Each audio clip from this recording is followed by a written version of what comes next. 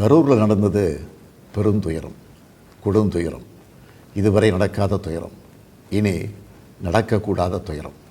மருத்துவமனைக்கு நான் நேரில் போய் பார்த்த காட்சிகள் இன்னும் என் கண்ணை விட்டு அகலலை. கனத்த மனநிலையிலையும் துயரத்திலையும் தான் இன்னும் இருக்கேன். செய்தி கிடைச்சதும் மாவட்ட நிர்வாகத்தை முடுக்கிவிட்டு எல்லா உத்தரவுகளையும் பிறப்பித்த பின்னாலும் என்னால் வீட்டில் இருக்க முடியல. உடனே அன்றைக்கி நைட்டே கரூருக்கு போனேன். குழந்தைகள், பெண்கள்னு 41 உயிர்களை நாம் இழந்திருக்கிறோம். இறந்து போனவங்க குடும்பத்துக்கு தலா 10 லட்சம் ரூபாய் அறிவித்து அதை உடனடியாக வழங்கிட்டு இருக்கோம். ஹாஸ்பிட்டலில் சிகிச்சை பெற்று வர்றவங்களுக்கு அரசு சார்பில் முழு சிகிச்சையை வழங்கி வரோம். நடந்த சம்பவங்களுக்கான முழுமையான உண்மையான காரணத்தை ஆராய முன்னாள் நீதியரசர் அருணா ஜெகதீசன் அவர்கள் தலைமையில் ஒரு நபர் விசாரணை ஆணையம் அமைக்கப்பட்டிருக்கு. ஆணையத்தோட அறிக்கை அடிப்படையில் அரசோட அடுத்த கட்ட நடவடிக்கையில் இருக்கும்னு உறுதியளிக்கிறேன். இதற்கிடையே சோஷியல் மீடியாவில் சிலர் பரப்புகிற வதந்திகளையும் பொய் செய்திகளையும் பார்த்துட்டு தான் இருக்கேன்.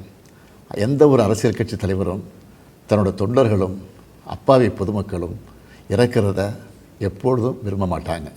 இந்த சம்பவத்தில் உயிரிழந்தவங்க எந்த கட்சி சார்ந்தவங்களாக இருந்தாலும் என்னை பொறுத்த வரைக்கும் அவங்க நம்மளோட தமிழ் உறவுகள்.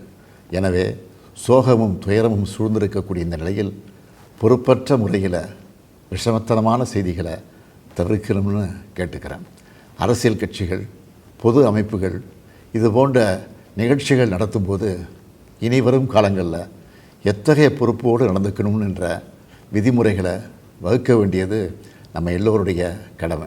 எனவே நீதியரசரின் ஆணைய அறிக்கை கிடைச்ச பிறகு எல்லா அரசியல் கட்சிகள், பொது அமைப்புகளோடு ஆலோசனை நடத்தி இதற்கான விதிகள், நெறிமுறைகள் வகுக்கப்படும்னு உறுதியளிக்கிறேன்.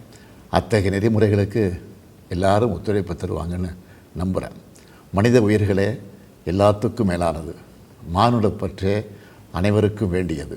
அரசியல் நிலைப்பாடுகள், கொள்கை முரண்பாடுகள், தனி மனித பகைகள்னு எல்லாத்தையும் விலக்கி வச்சுட்டு எல்லாரும் மக்களுடைய நலனுக்காக சிந்திக்கணும்னு கேட்டுக்கிறேன்.